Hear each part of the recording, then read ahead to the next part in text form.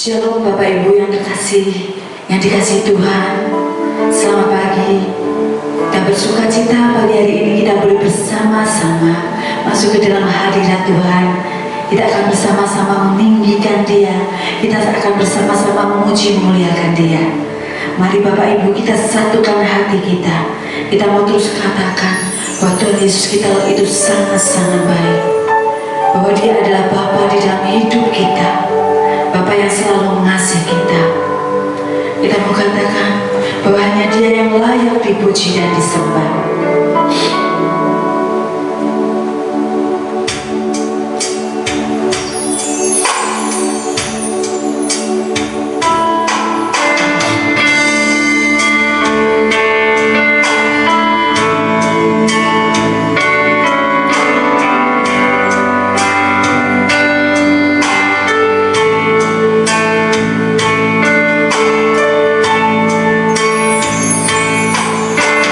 Kau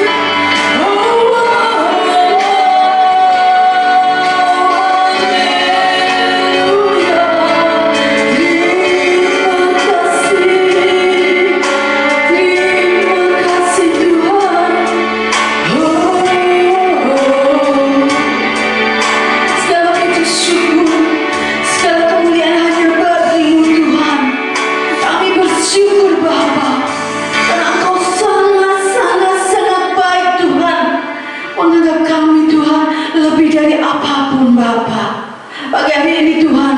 Kami rindu lagi Tuhan, lebih-lebih lagi Tuhan. Lebih lagi memuji muliakan Engkau Bapa. Engkau yang berotoritas atas kami saat ini Bapa. Engkau yang akan Tuhan, Engkau yang akan mengurapi kami semua Tuhan. Kami percaya Bapa, Engkau Tuhan ada di tengah-tengah kami. Kami serahkan semuanya Tuhan dari awal hingga akhir nanti Bapa. Hanya ke dalam tangan kasih-Mu, karena hanya Engkau yang sanggup Bapa. Terima kasih Tuhan, terima kasih. Haleluya. Amin. Shalom. Shalom Bapak Ibu yang dikasih Tuhan. Sukacita kita akan dipenuhkan lebih-lebih lagi oleh Tuhan kita. Amin. Amin. Kita percaya bahwa ketika kita terus bersama Dia, anggur baru itu akan tercurah terus di dalam hidup kita. Amin. Kita akan katakan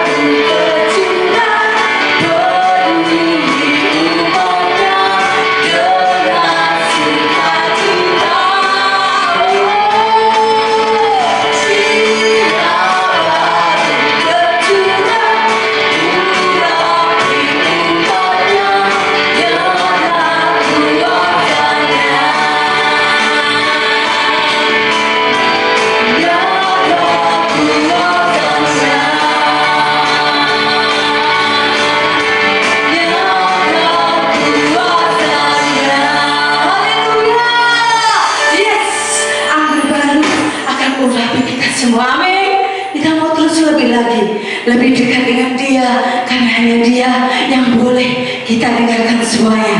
Haleluya. Kita akan katakan, terlalu besar Tuhan pengorbanan-Mu buat kami semuanya Bapa.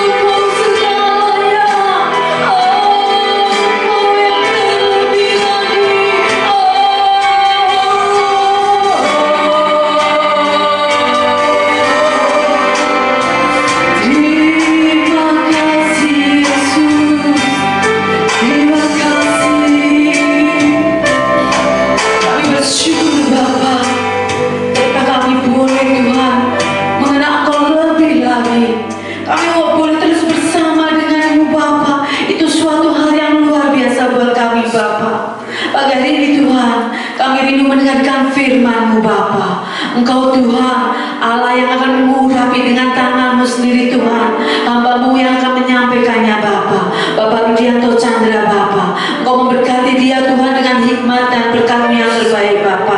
Kami percaya Tuhan, biarlah firman yang dia taburkan, Engkau Tuhan yang menumbuhkan di dalam hidup kami, dan kami boleh menjadi berkat bagi semua orang Bapa.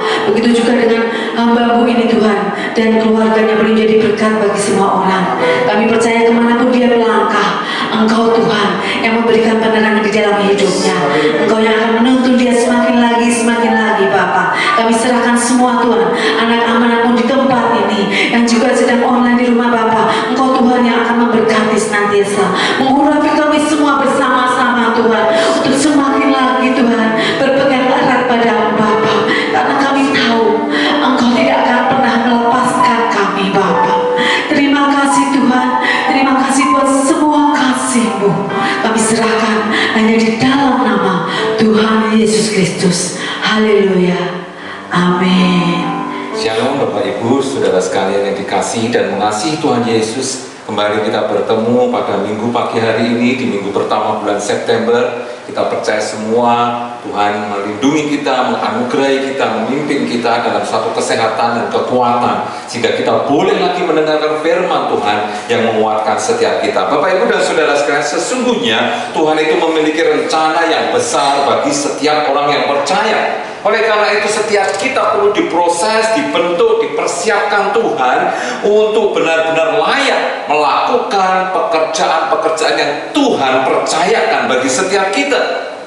Namun banyak sekali orang Kristen yang berkata, aku ini tidak layak jadi alatnya Tuhan, aku ini tidak bisa, aku tidak punya kemampuan apapun, aku biasa sajalah, aku tidak banyak punya kemampuan berbicara, kemampuan yang lain-lain. Bapak Ibu dan saudara sekalian, perlu kita tahu bahwasanya ya, ketika kita orang-orang percaya berpendapat seperti itu akan menjadikan kerohanian kita semakin merosot.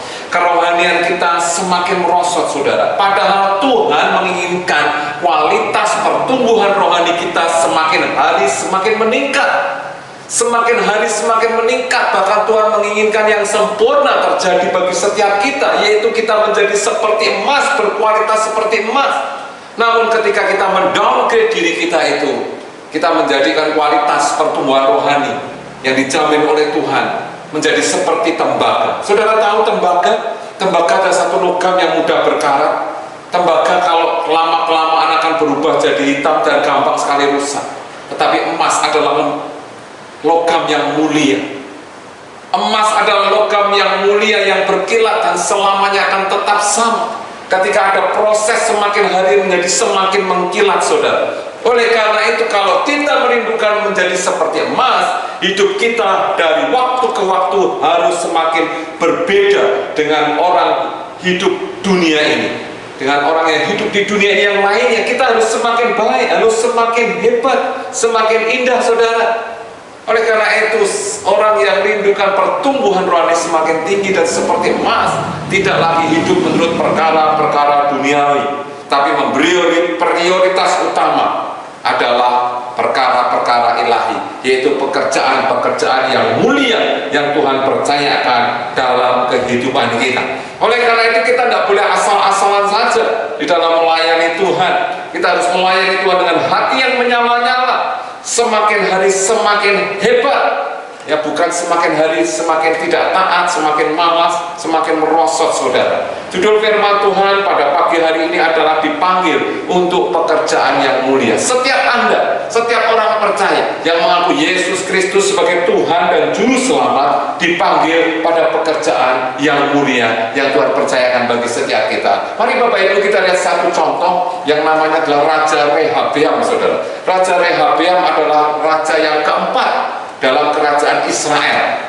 Rehabeam anak dari Salomo. Namun kita tahu, kita membaca ya, pada pemerintahan Raja Rehabeam ini, kerajaan Israel yang dirintis oleh Daud menjadi kerajaan yang bersatu, kerajaan yang besar, menjadi pecah, menjadi dua, utara dan selatan. Bapak Ibu dan saudara sekalian, jelas sekali bahwa Rehabeam ini melakukan hal yang tidak berkenan di hatinya Allah. Dan pada kisah ini kita melihat lagi bagaimana hal yang tidak berkenan di hatinya Allah dilakukan oleh Yerobeam. Kita akan membaca 1 Raja-Raja 14 ayat 25 sampai 27. Bapak Ibu bisa membaca perikop lengkapnya. Saya akan bacakan 3 ayat ini. Demikian bunyi firman Tuhan. Tetapi pada tahun kelima zaman Raja Rehabeam, majulah sisa Raja Mesir menyerang Yerusalem. Ia merampas barang-barang perbendaharaan rumah Tuhan dan barang-barang perbendaharaan rumah Tuhan Raja. Semuanya dirampasnya. Ia merampas juga segala perisai emas yang dibuat Salomo. Sebagai gantinya, Raja Rehabeam membuat perisai-perisai tembaga yang dipercayakan kepada pemimpin-pemimpin bentara yang menjaga pintu istana raja. Apa yang terjadi kali ini kita membaca dosa Rehabeam adalah begitu gampangnya dia, begitu mudahnya dia, ketika dia tahu bahwa perabotan emas dirampas oleh musuhnya sisa Raja Mesir, demikian gampangnya dia menggantinya perabotan itu dengan tembaga. Semua pun tahu, apalagi sekualitas Raja Rehabeam, bahwa yang namanya tembaga itu tidak akan tahan lama, tidak layak sesungguhnya menjadi perbendaharaan, apalagi perbendaharaan rumah Tuhan. Bapak Ibu dan saudara sekalian, inilah satu kesalahan Rehabeam, yaitu menganggap enteng, menggampangkan apa-apa yang untuk rumah Tuhan. Bapak Ibu dan saudara sekalian, apa yang mendasari Rehabeam demikian mudah mengganti begitu? Tentu kita berpikir Rehabeam cari mudahnya saja, cari gampangnya saja. Habis dirampok, mungkin dia kesulitan mencari emas, tidak ada dananya, tidak mau berkorban, tidak mau memberikan lebih lagi. Mungkin dia berpikir, Tuhan kan tahu keadaannya, kan ini habis dirampok, pakai tembaga dulu nggak apa-apa. Artinya apa? Artinya prioritas Rehabeam terhadap Tuhan mulai menurun. Tuhan ditempatkan mungkin nomor 2, nomor 3, dan itu tidak seperti kakeknya, yaitu Daud, yang menempatkan Allah, prioritas rumah Tuhan itu menjadi nomor 1 dan menjadi kerinduannya. Demikian juga dilakukan oleh Salomo di awal-awal pemerintahannya. Bapak Ibu dan saudara sekalian, gambaran tembaga adalah gambaran ketidakkudusan, gambaran emas adalah gambaran kekudusan. Kalau gereja kita saat ini tidak menjaga kekudusan, artinya sudah berkompromi dengan dosa, maka umat-umat Tuhan saat ini mulai mengganti emas yang ada dalam gereja dengan tembaga. Penyembahan yang dulunya dipenuhi dengan keindahan, apabila ada dosa, apabila ada kompromi dengan dosa, maka tidak ada lagi emas, artinya tidak ada lagi kemuliaan Allah di dalam penyembahannya, di rumahnya ini. Yang ada hanya seremonial, kegiatan belaka, aktivitas manusiawi belaka. Dan itu kita tahu, itulah yang dikatakan oleh Tuhan Yesus ketika dia hidup, seperti kuburan yang dilabur putih kepada orang-orang Farisi, ahli-ahli Taurat, ahli-ahli agama pada waktu itu. Maka kita harus senantiasa menempatkan emas di dalam rumah Tuhan, bukan tembaga. Oleh karena itu kita perlu mengisi rumah Tuhan dengan kekudusan sebagai syarat yang mutlak. Dan mari harapkan lawatan Tuhan. Lawatan Allah tidak mungkin hadir kalau kita masih hidup dalam dosa, saudara, dan kita tidak mau bertobat. Dengan pertobatan itu kita mengembalikan lagi jalannya Tuhan dalam kehidupan gereja. Bagaimana melakukan pekerjaan yang mulia itu, saudara? Mari kita belajar dari apa yang dinasihatkan oleh Rasul Paulus kepada anak didiknya, Timotius, yang saat itu sudah diangkat menjadi gembala di Efesus, saudara. Supaya apa? Timotius benar-benar memperhatikan pekerjaan mulia yang Tuhan pesankan bagi dirinya. Mari kita membaca 2 Timotius 2 ayat 19 sampai dengan 23. 2 Timotius 2 ayat 19 sampai dengan 23. Demikian bunyi firman Tuhan. Tetapi dasar yang diletakkan Allah itu teguh, dan meterainya ialah Tuhan mengenal siapa kepunyaannya, dan setiap orang yang menyebut nama Tuhan hendaklah meninggalkan kejahatan.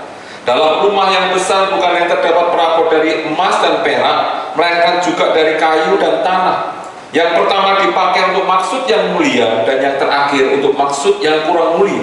Jika seorang menyucikan dirinya dari hal-hal yang jahat, ia akan menjadi perabot rumah untuk maksud yang mulia. Ia dikuduskan, dipandang layak untuk dipakai tuannya, dan disediakan untuk setiap pekerjaan mulia. Sebab itu jauhilah nafsu orang muda, kejarlah keadilan, kesetiaan, kasih, dan damai bersama-sama dengan mereka yang berseru kepada Tuhan dengan hati yang murni. Hindarilah soal-soal yang dicari-cari, yang bodoh dan tidak layak. Engkau tahu bahwa soal-soal itu menimbulkan pertengkaran. Bapak, Ibu, dan saudara sekalian, tadi kita baca ada yang namanya perabot, saudara. Di rumah kita ini ada berbagai macam perabot, bukan saudara? Ada piring, ada sendok, ada panci, yaitu untuk keperluan-keperluan makan, saudara. Selain perabot-perabot itu, mungkin ada banyak perabot yang lain, sapu, serok, keranjang sampah, ya, keranjang tempat pakaian kotor, dan sebagainya. Dan tentunya kita tahu bahwa perabot-perabot itu mempunyai fungsi masing-masing dan tidak mungkin dicampur baur. Misalkan ya tempat pakaian kotor ditempatkan piring, itu nggak mungkin, saudara. Atau sendok ditempatkan di keranjang sampah. Masing-masing sudah ada tempatnya sendiri-sendiri. Kalau perabot-perabot makan, ya untuk keperluan kita makan. Perabot-perabot untuk pakaian, ya untuk penempatan pakaian-pakaian kita. Tidak mungkin dipulak-balik, saudara. Itulah yang namanya perabot yang disoroti oleh Paulus tadi. Paulus menggunakan istilah perabot untuk menggambarkan kondisi jemaat yang ada di Efesus yang sedang digembalakan oleh Timotius, saudara. Apa yang terjadi di Efesus, saudara? Ternyata ada kerusuhan dan kericuhan yang terjadi di dalam jemaat ini. Kalau kita melihat di ayat sebelumnya, siapakah dalam dari segala keributan ini? Kita membaca ada Hymenaeus dan Philetus, saudara. Ayat yang ke-17, perkataan mereka menjalan seperti penyakit kanker. Di antara mereka termasuk Hymenaeus dan Philetus, saudara. Perkataannya seperti kanker. Apa yang diajarkan, dikatakan oleh Hymenaeus ini? Salah satu yang dikatakan adalah sudah terjadi kebangkitan orang-orang percaya. Padahal belum, saudara. Orang percaya kita tahu akan dibangkitkan ketika Yesus datang kedua kali di muka bumi ini. Dan apa yang dikatakan Hymenaeus ini berpengaruh buruk. Paulus juga berkata sebelumnya ia dan Alexander itu menolak iman dan hati nurani yang murni di dalam 1 Timotius 1 ayat 20. Dan Paulus berkata sampai dengan jengkel, aku menyerahkan mereka dalam tangan iblis supaya mereka jera untuk menghujat Allah. Perkataan-perkataan yang destruktif bagaikan tumor di tengah-tengah jemaat, saudara.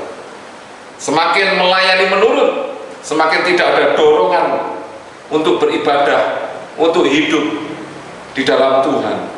Hidup menjadi semakin 5L, saudara. Apa itu 5L? Lemah, lelet, lemot, lemah, letih, lesu, saudara. 5L: lemot, lelet, lemah, letih, lesu. Tidak bergairah, saudara. Dan apa yang terjadi ketika dengan 5R itu kita tetap melayani?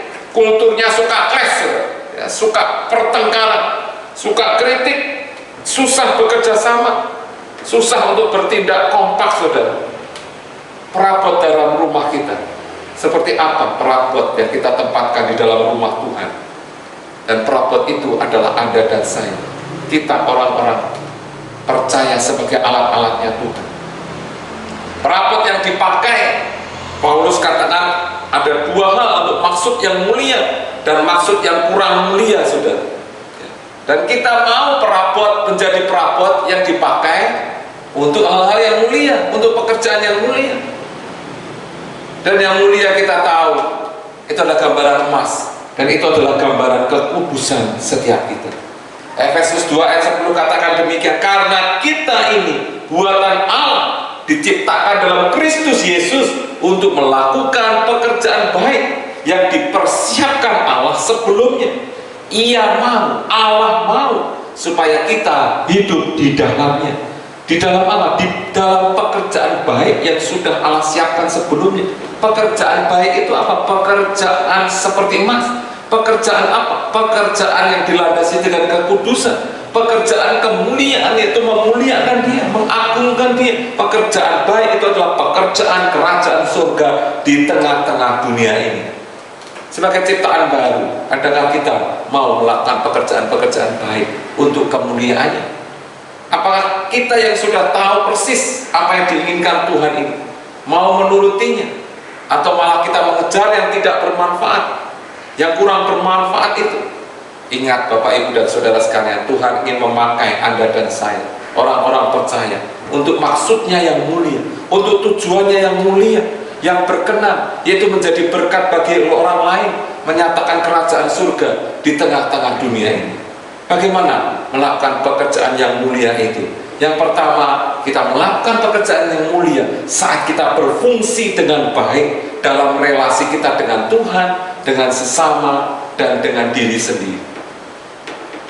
Kita melakukan pekerjaan yang mulia saat kita berfungsi, diri kita berfungsi, artinya melakukan sesuatu, bergerak, acting, do something, berfungsi dengan baik. Dalam apa? Dalam hubungannya pertama dengan Tuhan, dengan diri kita sendiri, dan juga dengan sesama. Ayat 19 katakan demikian, tetapi dasar yang diletakkan Allah itu teguh, dan meterainya ialah Tuhan, mengenal siapa kepunyaannya, dan setiap orang yang menyebut nama Tuhan hendaknya meninggalkan kejahatan.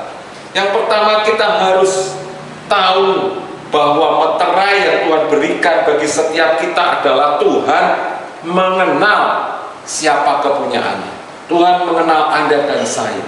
Ini adalah dasar yang penting yang harus kita pegang, sehingga kita bisa berjalan terus secara konsisten.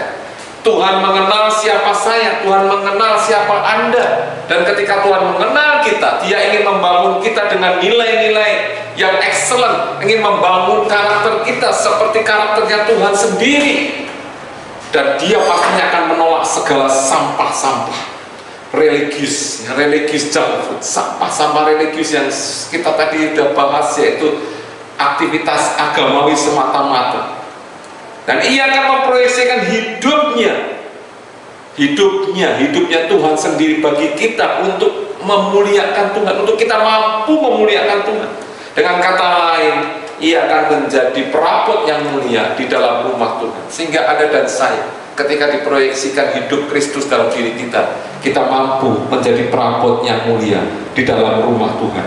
Oleh karena itu Bapak Ibu dan Saudara, mari kita datang kepada Kristus, disertai dengan doa dan hati yang murni bahwa kita sungguh-sungguh membutuhkan Dia.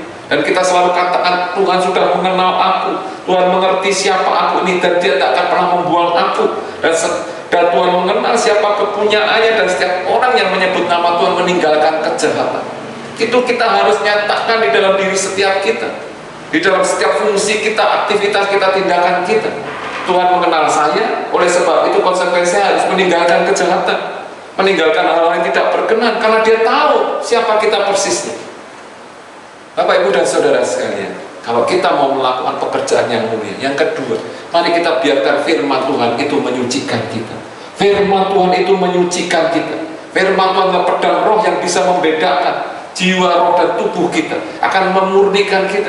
Ketika kita membaca firman Tuhan, ketika kita merenungkan firman Tuhan, apalagi ketika kita membawakan renungan, firman itu akan lebih dulu menghakimi kita, akan menuju diri kita, apakah engkau punya kesalahan atau tidak. Dan itu bisa membuat kita bertobat, kita ngakui segala dosa kita, kita rendahkan diri. Oh ya Tuhan, firman-Mu ini menghakimi aku lebih dulu. Hakimi aku Tuhan, hakimi aku lebih dulu, sucikan aku lebih dulu. Firman ketika aku membawakan ini, maka Engkau sudah menyucikan aku. Itu keyakinan kita, karena firman itu penuh kuasa untuk menguduskan dan menyucikan kita.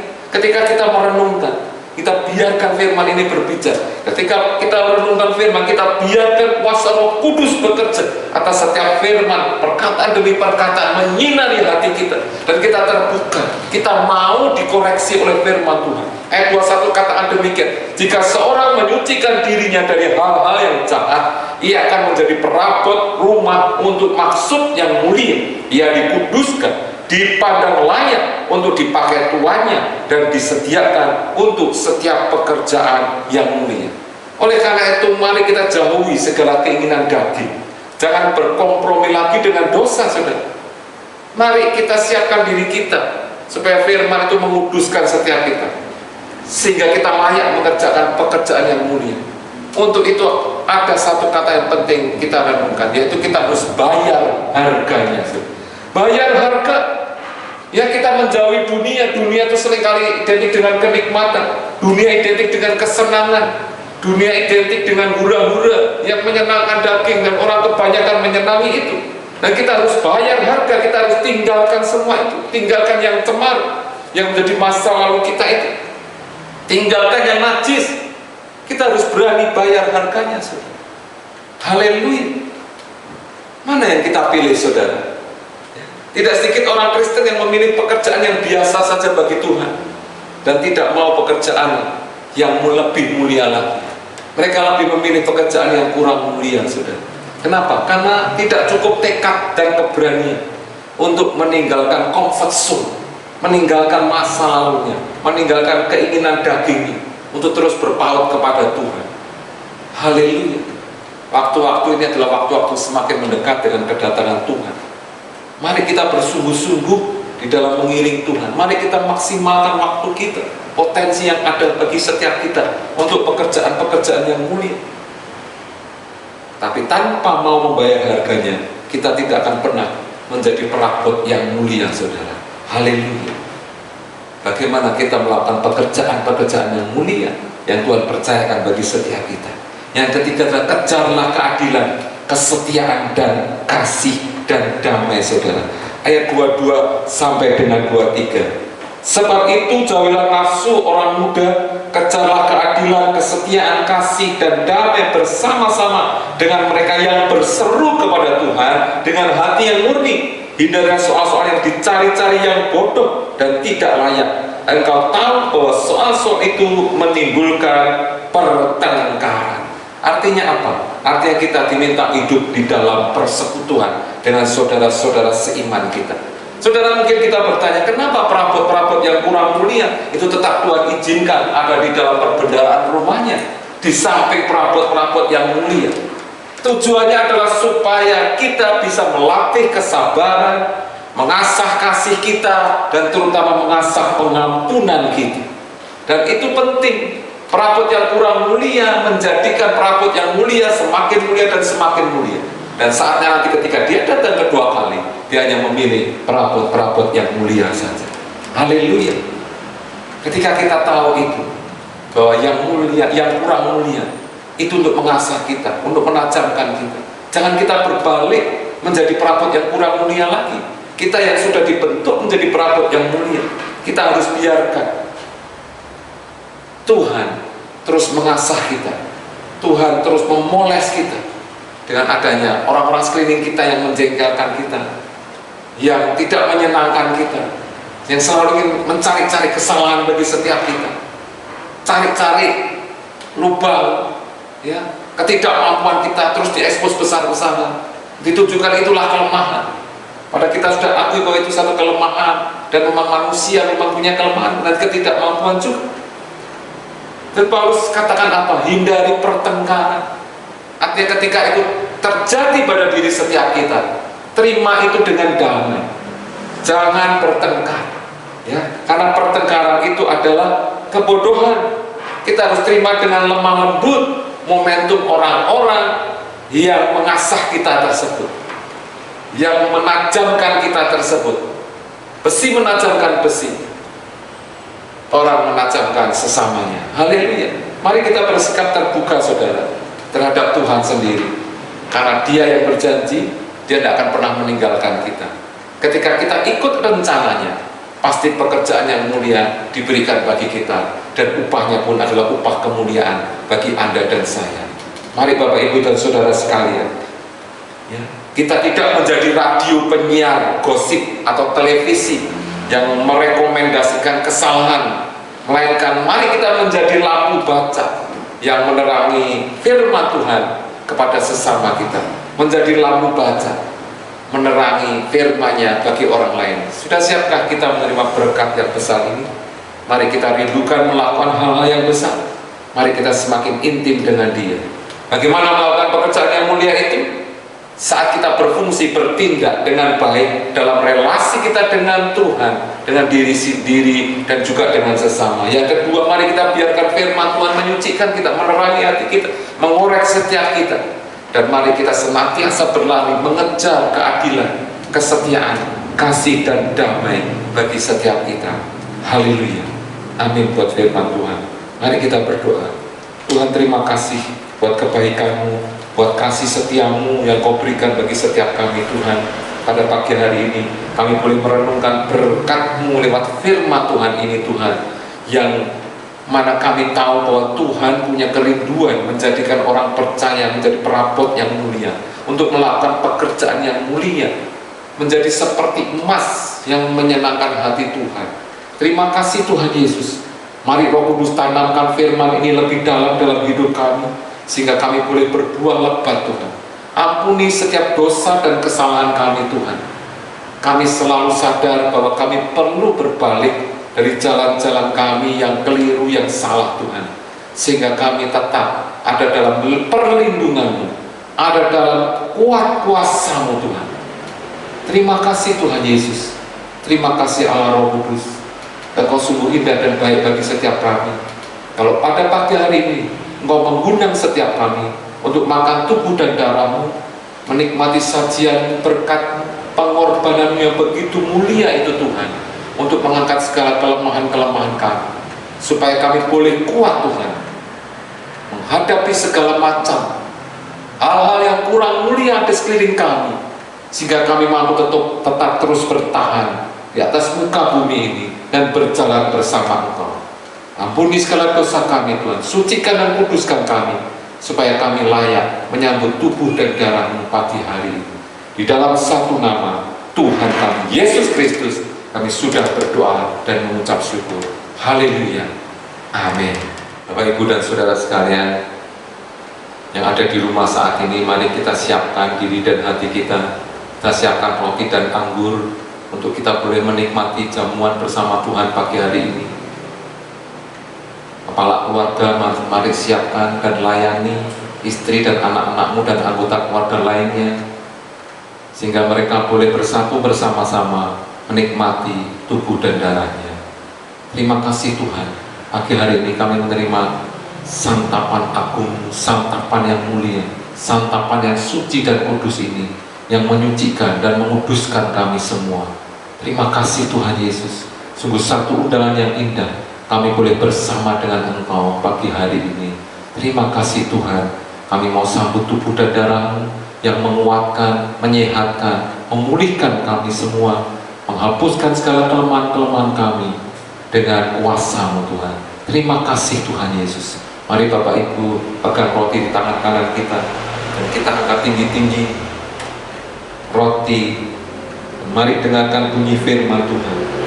Sebab apa yang telah kuteruskan kepadamu telah aku terima dari Tuhan, yaitu bahwa Tuhan Yesus pada malam waktu Ia diserahkan mengambil roti, dan sesudah itu Ia mengucap syukur atasnya, Ia memecah-mecahkannya dan berkata, inilah tubuhku yang diserahkan bagi kamu, perbuatlah ini menjadi peringatan akan aku. Terima kasih Tuhan, kami siap makan tubuh dan darah-Mu Tuhan. Mari Bapak Ibu jawab pertanyaan saya. Bukankah roti yang kita pecah-pecahkan ini adalah persekutuan dengan tubuh Kristus? Amin. Mari kita makan di dalam nama Tuhan Yesus Kristus.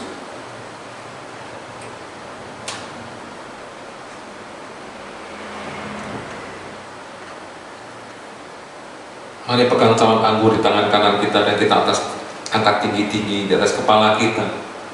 Mari kita sadari inilah pengorbanan Tuhan yang begitu berharga. Darahnya dicurahkan bagi setiap kita, supaya bilur-bilurnya menyembuhkan kita, mengobati kita, memulihkan kita, menguatkan setiap kita, sehingga kita dimampukan kembali untuk kuat dan sehat selalu, melakukan pekerjaan-pekerjaan yang mulia seperti Tuhan inginkan bagi kami semua.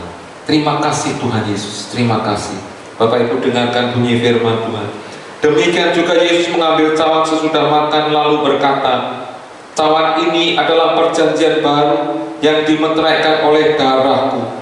Perbuatlah ini setiap kali kamu meminumnya menjadi peringatan akan aku. Sebab setiap kali kamu makan roti ini dan minum cawan ini, kamu memberitakan kematian Tuhan sampai Ia datang. Terima kasih Tuhan Yesus buat pengorbanan-Mu yang begitu berharga buat kami semua. Darah-Mu menguatkan kami, membawa kami kepada kehidupan yang kekal. Bapak Ibu, jawab pertanyaan saya. Bukankah dalam pengucapan syukur yang atasnya kita mengucap syukur adalah persekutuan dengan darah Kristus? Amin. Mari kita minum bersama di dalam nama Tuhan Yesus Kristus. Terima kasih Tuhan Yesus, terima kasih. Mari ucapkan syukurmu kepada Tuhan. Mengucap syukur buat kebaikannya, penyertaannya pasti dan selalu dalam hidup kita. Dia tidak pernah tinggalkan kita sedetik pun. Bahkan dia mengantar kita sampai pada kehidupan yang kekal untuk melakukan pekerjaan-pekerjaan yang mulia yang Tuhan percayakan bagi setiap kita. Terima kasih Tuhan Yesus, terima kasih. Mari Bapak Ibu kita berdoa. Tuhan, terima kasih buat anugerah-Mu. Kami berdoa buat pemerintah kami saat ini, Tuhan, Bapak Presiden, Wakil Presiden, dan segenap jajaran Menteri. Mari Tuhan jamah setiap mereka, beri kekuatan buat setiap mereka, Tuhan. Kami berdoa untuk badan legislatif, yudikatif, kepolisian, TNI, Tuhan, agar mereka bersatu padu membawa Indonesia ini menuju kemuliaan-Mu, membawa Indonesia ini, seluruh rakyat Indonesia ini, Tuhan, bebas dari COVID-19 dan dipulihkan perekonomian kami semuanya. Di dalam nama Yesus, Tuhan kembali yang membuka jalan. Kami percaya Engkau bekerja luar biasa. Kami berdoa untuk para medis, dokter, perawat yang bekerja di garda paling depan untuk kesehatan. Mari pimpin mereka, beri kekuatan mereka, hikmat marifat-Mu ada setiap mereka. Tuhan melindungi setiap mereka. Bagi saudara-saudara kami, rakyat bangsa Indonesia yang saat ini masih terdampak COVID-19, yang sedang menderita, mari jamahkan Tuhan Allah Yehova Rafa menyembuhkan dan memulihkan setiap mereka, mengembalikan kembali kesehatan mereka di dalam nama Yesus. Beri ketaatan bagi seluruh rakyat Indonesia buat aturan-aturan yang pemerintah buat, Tuhan, yang nyatakan bagi kami semua supaya terbebas, Indonesia terbebas dari serangan pandemi ini dan dipulihkan perekonomian ini. Berikan ketaatan bagi kami semua. Terima kasih Tuhan Yesus, terima kasih Tuhan. Engkau Allah yang baik bagi kami semua. Kami berdoa buat saudara-saudara kami, jemaat-Mu yang saat ini menderita sakit. Mari Engkau Allah yang menyembuhkan setiap mereka. Kuasa bilur-bilur darah-Mu menyembuhkan dan memulihkan mereka kembali di dalam nama Tuhan Yesus Kristus. Terima kasih Tuhan Yesus, terima kasih. Maka sekarang mari Bapak Ibu Saudara sekalian, kita angkat dua tangan kita dan kita terima berkat daripada Tuhan.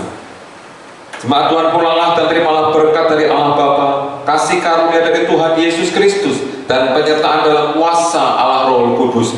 Tuhan memberkati engkau dan melindungi engkau. Tuhan menyinari engkau dengan wajahnya dan memberikan engkau kasih karunia. Tuhan menghadapkan wajahnya kepadamu dan memberi kau damai sejahtera mulai dari sekarang sampai Maranatha, Tuhan Yesus datang kedua kalinya. Mari kita terima berkat dari kerajaan surga di dalam nama Bapa, Anak, dan Roh Kudus, yaitu di dalam nama Tuhan Yesus Kristus. Haleluya. Semua diberkati, katakan amin. Selamat hari Minggu, Tuhan Yesus memberkati.